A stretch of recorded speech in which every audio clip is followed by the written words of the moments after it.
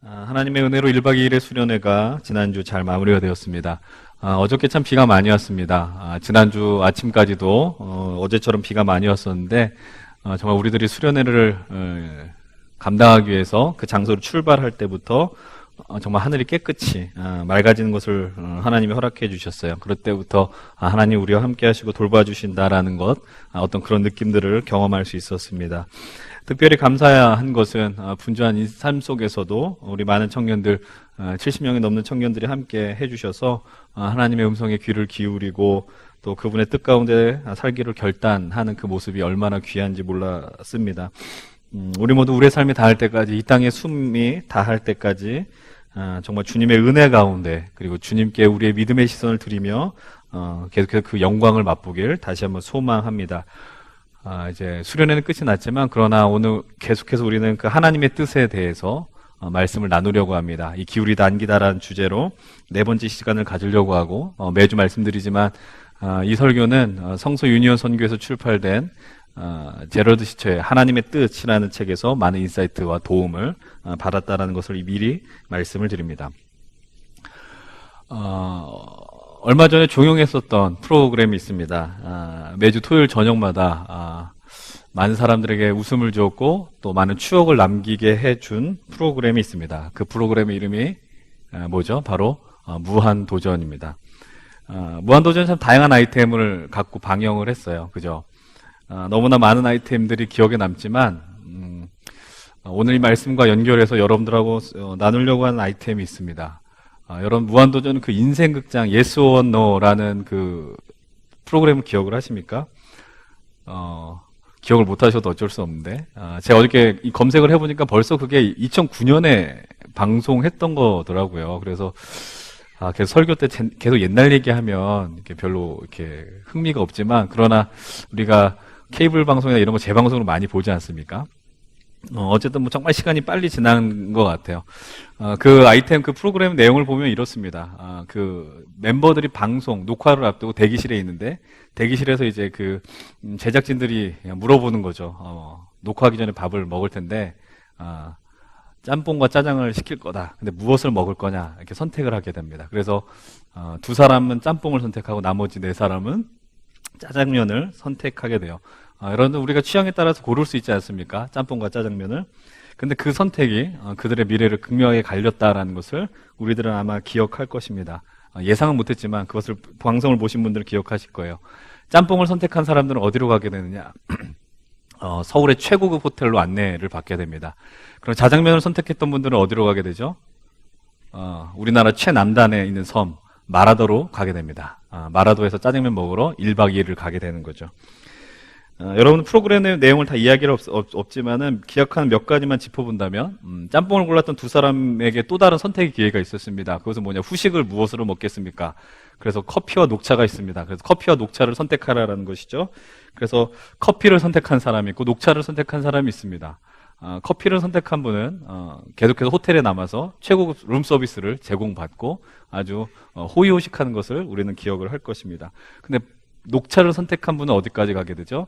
우리나라의 가장 유명한 녹차밭이 있는 보성까지 가서 녹차를 마시러 가게 됩니다. 거기서 또 녹차를 어떤 걸 마시게 돼요? 냉녹차를 먹을 거냐, 온녹차를 먹을 거냐. 그래서 냉녹차를 먹겠다 그랬더니 스트로우 한 10m짜리 스트로우로 계속해서 빨아먹었었던 거. 여러분들 그것을 제 얼굴 표정 보니까 저만 본 것 같아요. 왜 안 본 척 하시죠, 다? 기억이 남을 거라 생각하는데. 여러분, 인생극장의 Yes or No 이 편을 보면서 우리가 발견할 수 있는 게 있습니다. 오늘 이게 말씀의 계속해서 핵심 전제인데요. 우리가 의도적이든 아니면 그렇지 않든 간에 우리가 과거에 선택했던 것들이 오늘 이 현재 상황 속에서 상당한 영향을 끼친다라는 사실이에요. 그것을 우리는 부인할 수 없어요. 과거에 우리가 했었던 것들이 오늘 우리의 현실 속에서 우리가 의도했던 그렇지 않든 간에 영향이 있다라는 사실이에요. 오늘 다룰 주제는 바로 그것입니다. 우리의 삶의 과거, 현재, 미래가 있어요. 하나님과 우리의 가장 극명한 차이가 있는 것이 있어요. 그것이 무엇이냐? 하나님의 속성 가운데 우리는 이런 표현을 합니다. 하나님을 향해서 무소부지하신 하나님이라고 표현합니다.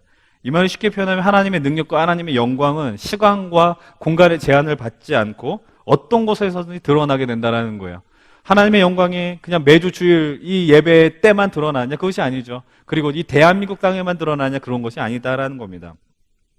그분이 무소부지한 능력의 하나님이시기 때문에 2000년의 그 십자가의 사건은 오늘도 여전히 우리에게 영향을 끼치고 앞으로도 우리의 인생 속에 그리고 앞으로 태어날 인류에게도 상당한 은혜의 영향을 끼치게 되는 것이죠. 그러나 인간은 어떻습니까? 인간은 다릅니다. 인간은 현재에 매여 있습니다. 시간을 초월할 수 없습니다. 다른 말로 이야기하면 우리가 과거에 벌였던 일들을 우리의 힘과 능력으로 바꿀 수 없다는 사실이에요. 우리가 그 어떤 노력을 해도 과거에 벌어졌던 사건들을 되돌릴 능력이 없습니다. 아무리 돈이 많을지라도 우리가 했던 일들을 바꿀 수 없어요. 여러분, 우리가 살면서 과거에 했었던 꽤 후회된 일들이 많이 있을 거라고 생각해 봅니다. 예배 후에 우리 청년들 이제 소그룹 모임, 목장 모임을 할 때 이런 질문을 나누게 할 거예요. 여러분들의 인생 속에서 선택했었던 것들 중에서 정말 돌이키고 싶었던 그런 과거가 있느냐라는 거예요. 우리는 흔히 그것을 흑역사라고 이야기하지 않습니까? 바꾸고 싶은 그 순간이 있느냐?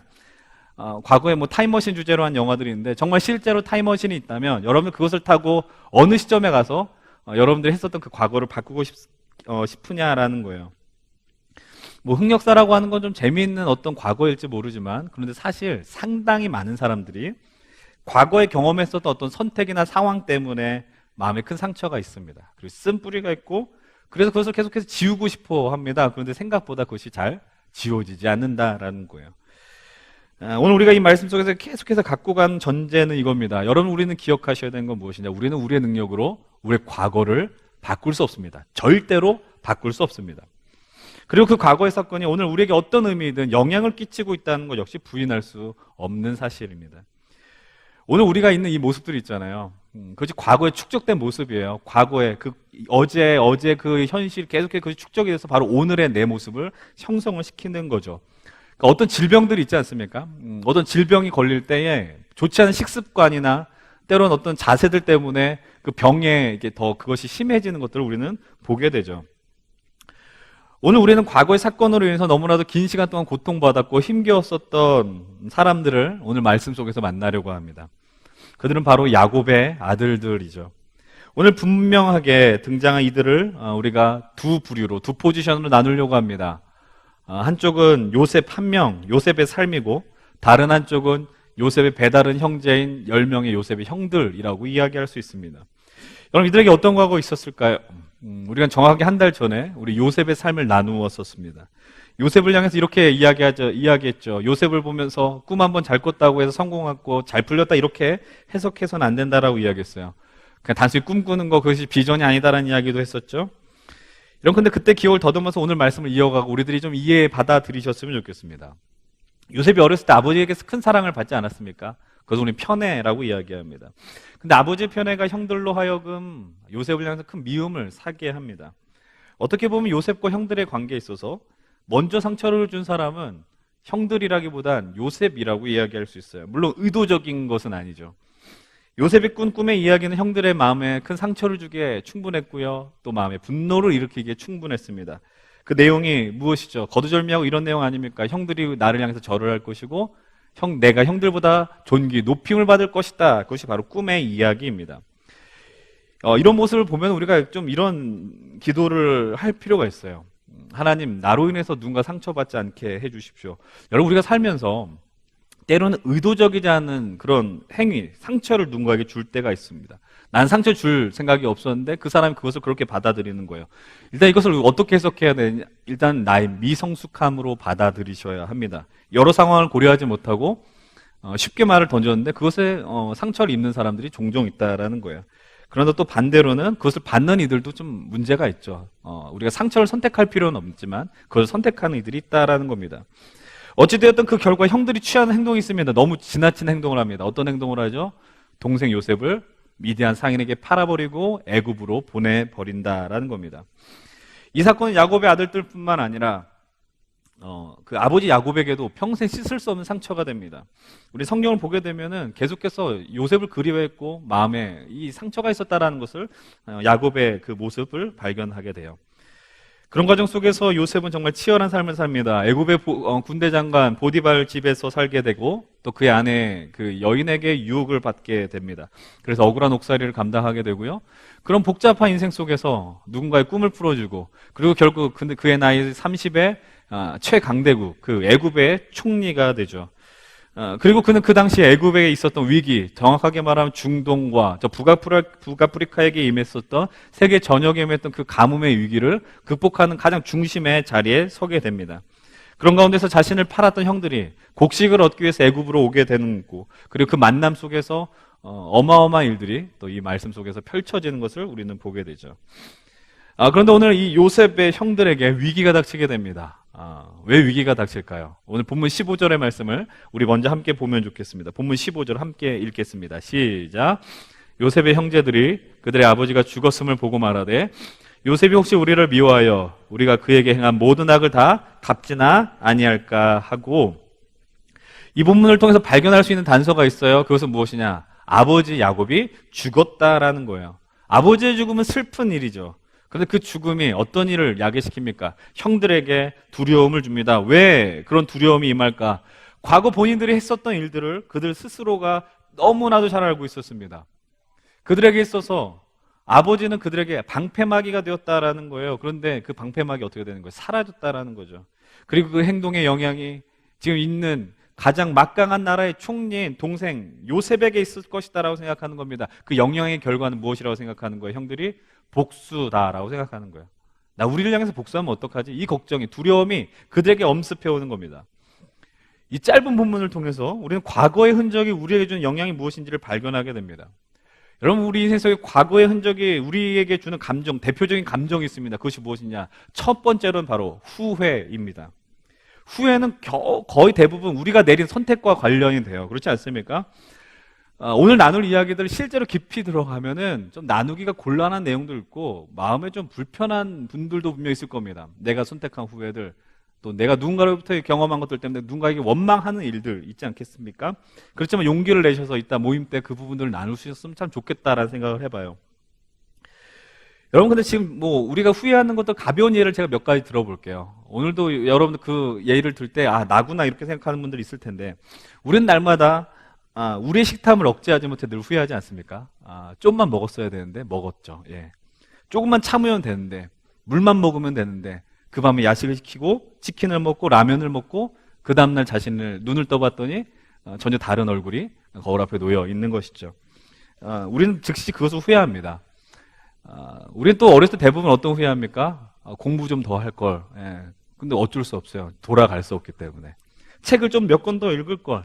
얻을 때는 내가 그 과거에 짝사랑했던 그 사람한테 정말 고백이라도 해볼 걸, 주저했던 그 모습 보면서 후회하는지도 모릅니다. 근데 또 여러분들의 현실을 깨우쳐 드리겠습니다. 우리가 아무리 후회한들 우리가 그 과거를 바꿀 수 없다라는 거예요. 근데 그 후회보다 더 진한 흔적이 있습니다. 그것은 무엇이냐 하면 바로 과거가 우리를 지배하는 거예요. 바로 원한이라는 겁니다. 원망이죠. 원한, 후회는 내가 내 스스로를 향해서 하는 것이 후회이죠. 그러나 원한은 누군가가 나로 하여금 타인이 나에게 행한 일을 명확하게 인식할 때 우리는 원망하고 원한을 갖게 됩니다. 오늘 형들이 아버지가 죽자마자 이 사실, 아버지 야곱이 요셉을 어떻게 생각했느냐, 그것이 많이 떠올렸었던 것 같아요. 얼마나 요셉을 그리워했는지를 알았었던 것 같습니다. 그리고 그들은 자신들의 행동으로 인해서 요셉의 마음 가운데 원한이 있을 것이다 라고 생각합니다. 그리고 그 원한이 어떻게 작용하느냐? 우리를 죽일 것이다, 복수할 것이다 라고 생각하는 것이죠. 또 이런 것들로 인해서 과거의 흔적이 또 우리에게 주는 감정이 있어요. 그거는 현재적 감정이 아니에요. 미래적 감정입니다. 그것은 바로 두려움입니다. 두려움은 미래적 감정이라고 말씀을 드렸어요. 그들은 닥치지 않은 감정을 갖고 그들은 현재 그들의 현실을 두려움에 떨게 합니다. 두려움보다 좀 작은 감정은 아마 염려가 아닐까라는 생각을 해봅니다. 우리들은 늘 염려하고 늘 두려워합니다. 그래서 우리의 삶을 너무 소심하게 바라봅니다. 너무 아쉬운 일이죠. 벌어지지 않은 일 갖고 우리는 얼마나 많이 두려움에 떨고 있어요. 여러분, 다시 한번 과거에 지배당하는 이들, 경험했던 그 감정에 대해서 이야기할 때 원한에 대한 부분들 한번 생각해 보십시오. 형들은 요셉이 원한을 갖고 있을 거라고 생각을 했어요. 그래서 그들이 요셉을 향해서 전하는 이야기가 있습니다. 오늘 본문 16절로부터 18절의 말씀을 함께 좀 읽어보겠습니다. 길지만 16절로부터 18절 함께 봅니다. 시작. 요셉에게 말을 전하여 이르되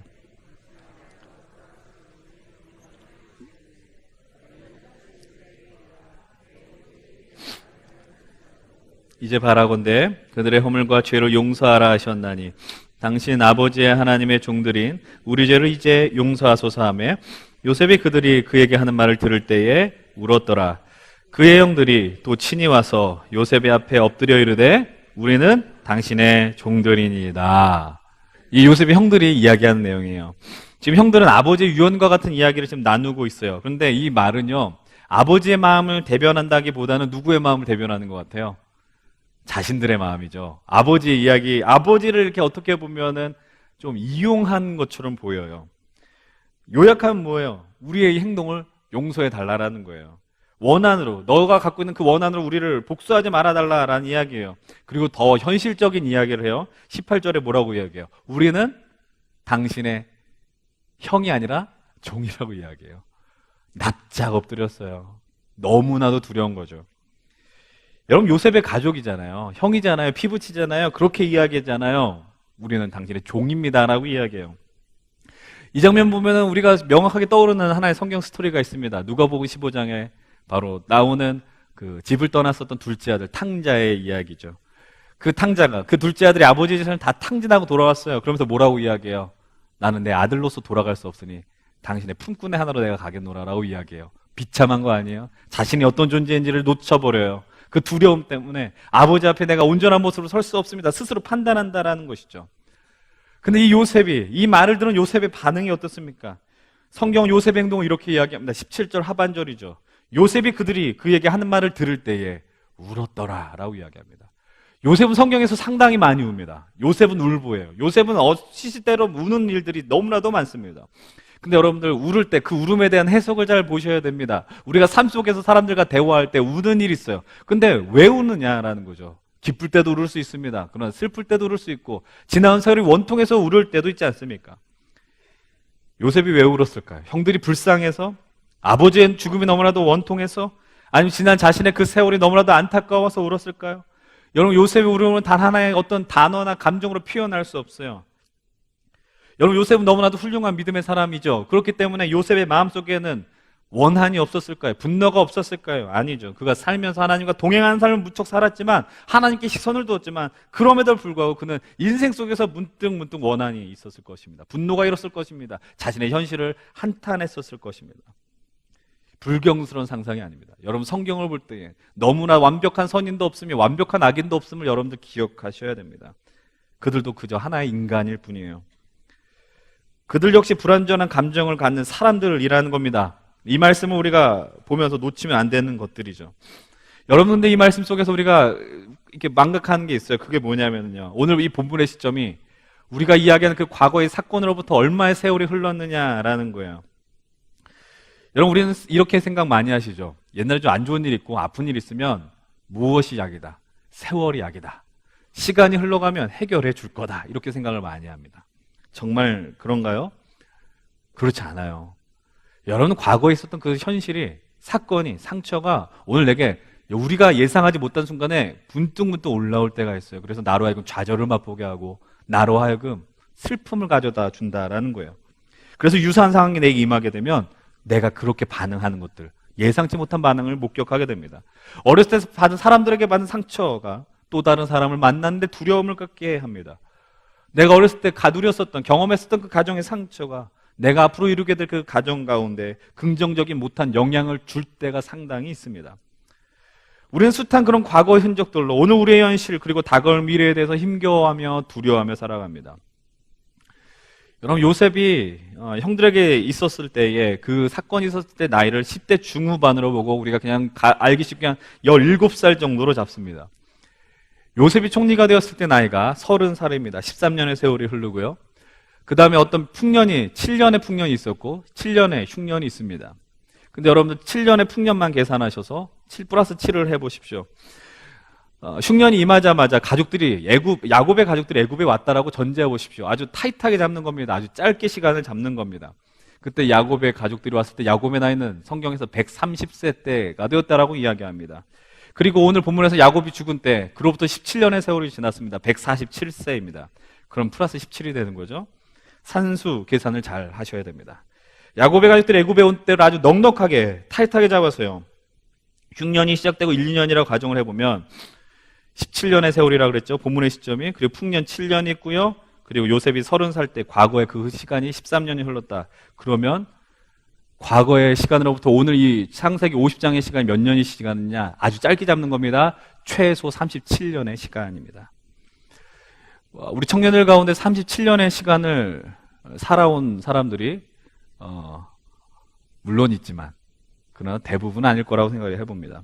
그 말의 의미는 37년의 세월을 인식한다는 것, 37년이 뭐야? 라고 우리는 반응할 수 있다는 거예요. 여러분, 37년의 세월이 참 충분한 것 같습니다. 그렇죠? 37년의 세월은 우리가 어떤 기억을 잊고 외면하는데 충분한 시간이라고 여겨져요. 그런데 오늘 이 말씀 속에서 우리는 발견합니다. 충분하지 않다라는 거예요. 그 이유는 간단합니다. 우리는 과거에 우리의 그 사건을 우리의 힘으로 고칠 수 없기 때문이죠. 근데 여러분, 요셉이 어떻게 반응해요? 요셉은 원한으로, 자신의 그 분노로 그들을 반응하지 않습니다. 요셉이 아주 중요한 이야기를 하죠. 본문 19절의 말씀 함께 읽어봅니다. 19절 시작. 요셉이 그들에게 이르되 두려워하지 마소서, 내가 하나님을 대신하리까. 여러분, 이 요셉의 이야기를 통해서 요셉이 잘했다, 훌륭했다 이런 접근이 아니라 요셉이 놓치지 않았었던 것이 있습니다. 아주 중요한 부분이에요. 그것이 무엇이냐? 바로 하나님입니다. 우리가 말씀을 시작할 때 중요한 전제가 있습니다. 우리는 과거를 바꿀 수 있는 능력이 없다라고 이야기했습니다. 우리는 시공간 안에 갇혀있는 인생들입니다. 그래서 현재에 매여 있습니다. 근데 하나님은 다르시죠. 하나님 매이시지 않아요. 그는 어제도 계셨고 오늘도 계시고 장차 오실 하나님이십니다. 그 모든 것을 초월하신 하나님이십니다. 요셉은 그것을 알았어요. 그렇기 때문에 이 모든 상황 속에서 내가 심판자가 될 수 없다는 것을 인식합니다. 그리고 그 자리를 하나님께 내어드립니다. 내가 어떻게 하나님을 대신합니까? 하나님의 주권, 하나님의 일하심, 하나님의 주인됨을 인정해드리는 거예요. 내가 과거의 원한으로 복수한다고 하는데 그것이 해결되느냐? 요즘 상당히 많은 사람들이 인터넷에 보면 그런 걸 올려요. 내가 어떤 걸 당해서 내가 그대로 갚아주었다. 그러면서 나오는 이야기 뭐야? 사이다 같다라는 표현들을 상당히 많이 하죠. 근데 여러분, 막상 복수를 하면 그것이 정말 풀리게 될까요? 우선 이 믿음의 관점에서, 우리 성경적 관점에, 하나님 나라 관점에서 그것을 권장하고 싶지 않을 뿐더러 확신하건대 그것이 우리의 문제를 절대로 해결해 주지 못합니다. 여러분, 예수님이 만약에 그 문제가 해결된다 그러면 네가 오른뺨을 말 때 너는 그 사람의 복부를 때려라라고 이야기하셨을 겁니다. 그 사람이 너의 속옷을 달라고 하면 너는 그 사람의 목에 칼을 가져다가 그 사람이 갖고 있는 집을 달라고 하라고 하나님은 말씀하셨을 거예요. 여러분, 이런 표현이 있어요. 복수의 칼날을 간다라는 표현 있지 않습니까? 칼날을 갈면은 어떤 일이 벌어질까요? 복수의 칼날을 갈면 우리의 인생이 계속 갉아먹게 된다라는 거예요. 허송세월하는 거죠. 기억하십시오. 우린 이 세상의 심판자가 아니에요. 누구도 우리를 심판자로 세우지 않았어요. 누구도 원망하는 거, 서로 원망하고 정죄하고 누군가의 탓을 돌리고, 물론 그럴 수 있어요. 충분히 그럴 수 있어요. 근데 그것이 우리 인생의 근본적인 해결을 가져다 주지 못합니다. 과거의 문제를 해결해 주지 못합니다. 본문 20절의 말씀이죠. 함께 읽겠습니다. 본문 20절 시작. 당신들은 나를 해하려 하였으나 하나님은 그것을 선으로 바꾸사 오늘과 같이 많은 백성의 생명을 구원하게 하시려 하셨나니. 오늘의 메인 주제의 말씀입니다. 핵심 테마입니다. 우리는 바꾸지 못합니다. 그렇죠. 우리는 우리의 과거를 바꿀 수 없습니다. 그런데 하나님은 바꾸실 수 있습니다. 하나님 우리의 과거를 바꾸십니다. 그것을 제로시전 이렇게 표현하죠. 하나님 우리의 과거를 구속하시는 하나님이다 라고 이야기합니다. 구원해 주시고 바꿔주신 하나님이라는 거예요. 과거를 구속한다는 말의 의미는 무엇이냐? 오늘 이 본문과 같은 거예요. 하나님이 이미 벌어진 우리의 인생의 모든 일들, 때로는 그것은 죄악일 수 있고 연약함일 수 있고 실수일 수 있고 후회일 수 있는데 그 모든 현실을 사용하셔서 하나님은 선으로 바꿔주신다라는 거예요. 여러분, 이걸 믿으십시오. 하나님은 바꾸실 수 있어요. 하나님 바꾸세요. 우리가 이번 설교 말씀 속에서, 시리즈 속에서 반복되어 나눈 말씀을 기억하시지 않습니까? 로마서 8장 28절 무엇입니까? 하나님께서 하나님 뜻대로 부르심을 입은 자들에게는 합력하여 선을 이루신다라는 것이죠. 그분은 능치 못함이 없는 하나님입니다. 우리의 이 현실, 과거, 우리는 바꿀 수 없으나 그분은 바꾸실 수 있습니다. 근데 그렇게 하려면 어떻게 해야 될까요? 간단한 것 같은데 간단하지 않을 수 있어요? 그럼 여러분 분명히 기억하십시오. 그분이 그런 하나님이라는 것을 믿으십시오. 하나님을 신뢰하십시오. 그런 하나님이라는 것을, 우리의 과거를 바꿔주시는, 구속하시는 하나님이라는 사실을, 이것을 우리는 하나님의 은혜라고 표현합니다. 하나님의 은혜를 신뢰하십시오. 하나님만 신뢰하십시오. 하나님의 은혜가 우리 인생에 임하면 우리는 과거로부터 자유함을 누리게 됩니다. 해방되게 됩니다. 그래서 제럴 시처는 이렇게 이야기를 해요. 우리 인생 속에 하나님의 역사, 과거를 구속하시는 역사가 일어나게 하려면 우리들이 해야 될 몇 가지 일이 있는데 그것이 무엇이냐? 첫 번째 이거라는 거예요. 용서를 받아들이라는 거예요. 용서를 받아들여라. 이 말의 의미가 뭘까요? 용서를 받아들이라는 말의 의미는 내가 저지른 일에 대해서 그것을 받아들이고 과거를 떨쳐버리라는 거예요. 여러분 근데 보면은 요즘 보면은 상당히 이 부분에서 자유하지 못한 사람들이 많아요. 자기 자신에 대해서 자기 비하를 너무 하고 자존감이 없는 거예요. 내가 그렇게 했었다라는 것을 용납하지 못하는 거예요. 여러분들 스스로 알았으면 좋겠어요. 여러분 어떤 인생인지 알았으면 좋겠어요. 우리가 부족한 인생이긴 해요. 그러나 하나님 우리를 선택하셔서 우리를 사랑하신다고 말씀하셨어요. 우리를 향해서 그 누구도 함부로 정죄하고 판단할 수 없어요. 감히 우리를 향해서 누구도 함부로 대할 수 없다라는 거예요. 정말로 사랑받을 만한 인생들이라는 거죠. 아름다운 이들입니다. 하나님 이미 우리를 위해서 이미 하나님의 역사, 사역들을 다 완성시켜 놓으셨어요. 우리가 그것을 거부하는 것, 우리를 용서를 받아들이지 못한다는 건 하나님의 일을, 하나님의 역사를 제한하는 일입니다. 기억하십시오. 우리들은 실패할 수 있어요. 넘어질 수 있어요. 완벽하지 않으니까 오늘도 이 예배 이후에 또 우리는 넘어질 수 있어요. 근데 주님이 하신 일들을 받아들이셔야죠. 주님 안에서 우리의 현실을 받아들이며 하나님의 은혜를 구하셔야 합니다. 그런 가운데서 우리가 해야 될 두 번째 모습이 있다라고 이야기합니다. 그것은 바로 우리가 누군가를 용서할 수 있어야 된다는 겁니다. 여러분 이 말씀에서 용서 갖고도 할 이야기들이 많지만 간단한 일이 아니잖아요. 여러분 용서하지 못할 때 원한의 문제 당연히 해결 안 되겠죠. 원한이 깊어지면 우리의 영혼이 깨집니다. 망가집니다. 여러분 용서가 하루아침에 될까요? 안 되죠. 하루아침에 되지 않아요. 여러분들 마음속에 몇 년짜리들 상당히 많아요. 1년짜리, 2년짜리, 3년짜리 많아요. 어떤 분들에겐 평생 걸릴 수도 있어요. 근데 기억해야 될 것은 그것은 결단이라는 겁니다. 결단하는 것. 여러분 용서라는 건 뭐냐? 결단이며 용서를 한다라는 것은 하나님의 주권을 인정하는 것입니다. 오늘 그것을 누가 했어요? 요셉이 했어요. 누가? 내가 하나님을 대신합니까? 하나님의 영역을, 하나님의 역사를 존중해드리고 인정해드리는 거예요. 세 번째로 우리가 가져야 될 태도 이렇게 이야기합니다. 세 번째로 모든 일을 합력하여 선을 이루신 하나님을 기다리라라고 요청하여. 여러분 우리가 참을성이 없지 않습니까? 이런 표현을 합니다. 참을성 없는 마음은 치유의 과정을 가로막는다라고 이야기해요. 근데 생각해보면 정말 그래요. 새로운 성격이 급해가지고요. 사람과 어떤 관계 속에서 불편함을 느끼면 바로 그 문제를 해결하려는 사람이 있어요. 그런데 상대방은 천천히 그 문제를 해결하려고 그래요. 마음에 풀리지 않으면 받아들일 때가 안 됐거든요. 근데 내 방식과 내 뜻대로 속도감 있게 하려고 하다 보니 문제가 더 어려워지는 것들을 우리 인생 속에서 얼마나 많이 경험하십니까? 요즘 저도 그것을 제 스스로 많이 깨닫게 되는 거예요. 그래서 기다려줄 줄 알아야 되는구나. 좀 기다릴 필요가 있겠구나. 이런 마음을 갖게 되는 겁니다. 여러분 진정한 치유는 정말 사실 천천히 이루어져요. 아픔도 있지만 기다림 속에서 우리들이 조금씩 성숙해지고 나음을 경험하게 됩니다. 여러분 용서하라 그러면 이렇게 마음 들잖아요. 무조건 잘못을 덮어라, 악을 정당화하라 라는 것이냐. 그거 아니라는 거 아시죠? 용서에 대한 결과는 하나님 앞에 맡기셔야 됩니다. 예전에 제가 용서에 대한 메시지 나눌 때 이 얘기 했었어요. 그 사람 위해서 용서하지 말라고요. 나를 위해서 하라고요. 용서는요 철저히 이기적으로 하세요. 그렇게 하다 보면 타인을 위해서도 하게 되는데 여러분들 내가 자유하지 못해요. 힘들어요. 그 부분이 있다는 사실을 여러분 기억하셔야 합니다. 오늘 말씀을 다시 한번 정리하고 마무리하려고 합니다. 기억하십시다. 우리는 유한한 존재입니다. 그렇기 때문에 우리에게 현재만 있어요. 아쉽죠? 어저께 내가 했었던 거 돌이켜가지고 좀 고쳤으면 좋겠는데. 근데 하나님은 다르세요. 하나님은 어제나 오늘이나 내일이 우리는 다른 것 같은데 하나님의 입장에서는 별 차이 없다라고요. 그래서 시편 84편 10절에 시편의 기자는 이렇게 이야기를 합니다. 함께 우리 한번 시편의 말씀을 같이 읽어보겠습니다. 시작. 주의 궁정에서의 한 날이 다른 곳에서의 첫날보다 나은즉 악인의 장막에 사는 것보다 내 하나님의 성전 문지기로 있는 것이 좋사오니.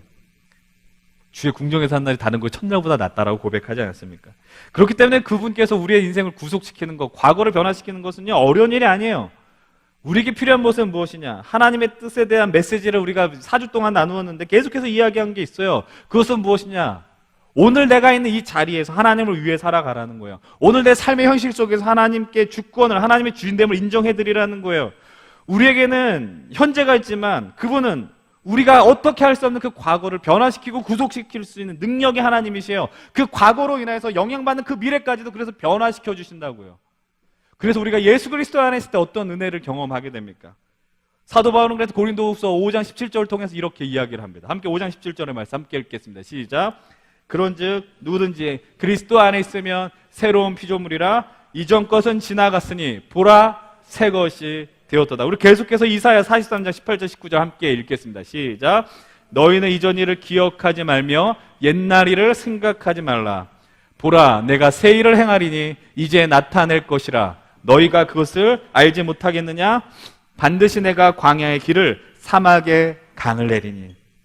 어마어마한 말씀입니다. 그리스도 안에 있으면 우리는 이전 것은 지나갔으니 보라 새 것이 되었도다. 내가 너에게 새 일을 행할 것이다 라고 말씀하십니다. 이 말의 의미는 내가 만나면 너 과거 일은 아무 없었던 일이야. 너의 과거의 흔적을 내가 다 싹 끊어줄게 라는 말의 의미가 아니라고요. 과거가 어떻게 사라져요? 사라질 수 없어요. 우리 인생을 어떻게 버려요? 그리스도 안에서 오늘을 살게 될 때요, 과거를 보는 우리의 눈이 완전히 뒤바뀌게 돼요. 우리의 눈이 완전히 뒤집어 버리게 된다고요. 그것은 우리의 능력이 아니라 하나님이 이루어주신 은혜라는 거예요. 하나님이 일하시는 걸 우리가 더 선명하게 보게 되고요. 그래서 여러분, 믿음이라는 건 무엇이라고 이야기해? 해석이라고 이야기하는 거예요. 과거를 해석하는 능력이 달라지게 되는 거예요. 다시 말하자면 우리는 과거에 계속해서 후회하고 원한을 갖고 내가 누구 때문에 못 가게 되었고 내가 내 스스로 내가 너무나도 연약했고라고 이야기했는데, 그래서 두려움의 포로가 되어서 미래를 두려워하며 살게 되는데, 예수 그리스도 안에서 살게 될 때 새로운 인생을 보게 되고 새로운 시선으로 과거를 보며 오늘을 보며 또 미래를 보게 되는 능력을 갖게 된다라는 겁니다. 그래서 로마서 8장 1절과 2절은 이렇게 선언하죠. 우리 담대하게 한번 우리 로마서 8장 1, 2절의 말씀을 고백하며 나아가겠습니다. 함께 읽겠습니다. 시작. 그러므로 이제 그리스도 예수 안에 있는 자에게는 결코 정죄함이 없나니 이는 그리스도 예수 안에 있는 생명의 성령의 법이 죄와 사망의 법에서 너를 해방하였습니다. 믿으십니까? 아멘 하셔야죠. 죄와 사망의 법에서 예수 그리스도 안에 있는 자들은 다 해방되었다. 자유함을 누린다라는 거예요. 여러분, 과거에 묶여있는 사람은 과거의 포로가 되도록 계속해서 강요당해요. 묶인다고요. 여러분, 지금 묶여있는 분들이 얼마나 많은지 아세요? 내가 그때 이랬었으면, 내가 그때 괜찮았었으면. 성경은 분명하게 증거합니다. 생명의 성령의 법이 예수 그리스도께서 우리에게 허락하신 그 십자가의 은혜와 하나님의 그 사랑이 우리로 하여금 그 묶였었던 그 포로에서 해방시켜 주셨다. 자유 주셨다라고 선언합니다. 기억하십시오. 하나님의 은혜가 오늘 우리로 이 자리에 있겠습니다. 여러분들 간증하셔야 됩니다. 여러분 예수님 만나지 않았다면 여러분 더 비참한 인생이 되었을지 모릅니다. 예수 그리스도께서 주님의 은혜로 말미암아 오늘 우리가 새로운 인생을 살 수 있게 되었음을 고백하십시오. 여러분 혹시 나 여전히 왜 그래? 그럼 여러분 이렇게 생각하시면 됩니다. 예수 안 믿었으면 그나마 이 정도도 안 됐다고 생각하시면 돼요. 예수를 만난다, 주님 안에 산다는 거 어마어마한 일이라는 거예요. 혹시 여러분 오늘의 상황이 너무나도 안 좋아서 지금 제 설교가 안 들리는 분 계십니까? 그래도 기억하십시오. 하나님의 의지가, 하나님의 은혜가 반드시 하나님의 뜻 안으로 우리를 끌고 오실 거라는 거예요. 정말 여러분들 말 안 들으면 아마 그렇게 될지도 몰라. 여러분들 인생의 목덜미를 잡고 하나님의 뜻 안으로 여러분들을 초청하고 끌어오실 것이다 라는 거예요. 기억하십시오. 하나님의 그 뜻 안에서 살아간다는 거 늦은 때가 없습니다. 생각보다 많은 사람들이 이렇게 이야기합니다. 제가 지금 교회를 다녀도 될까요? 제가 지금 예수를 믿어도 될까요? 라고 이야기합니다. 늦지 않았습니다. 오늘 처음 도입의 무한도전 이야기에서 한 번 더 무한도전 이야기 한번 해봅시다.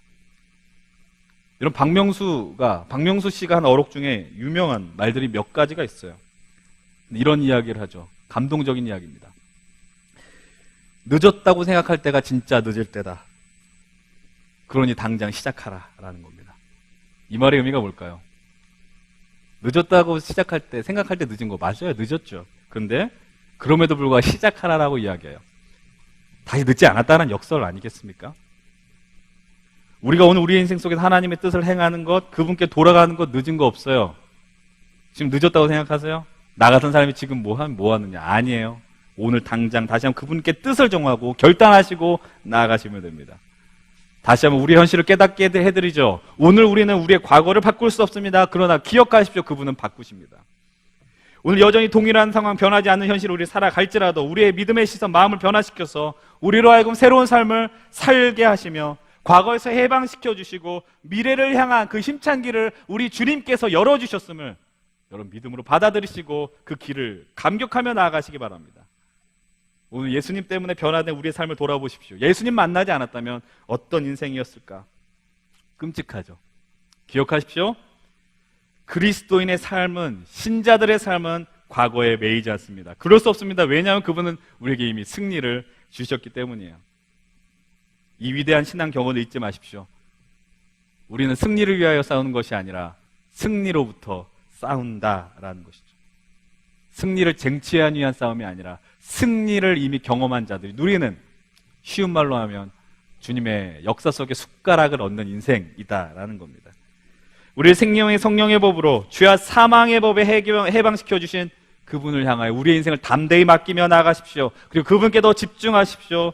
그리고 그 삶을 살기 위하여서 포기하지 말고 오늘도 끊임없는 믿음의 시도를 하는, 믿음의 모험을 하는 우리 모든 잠실교회 청년 동역자들과 우리 예배자들 되기를 주의 이름으로 다시 한번 간절히 축원드립니다. 믿으십시오. 그분이 바꿔주십니다. 하나님은 그것을 선으로 바꾸셔서 우리의 생명과 이 땅의 생명을 변화시켜 주십니다. 이 시간 함께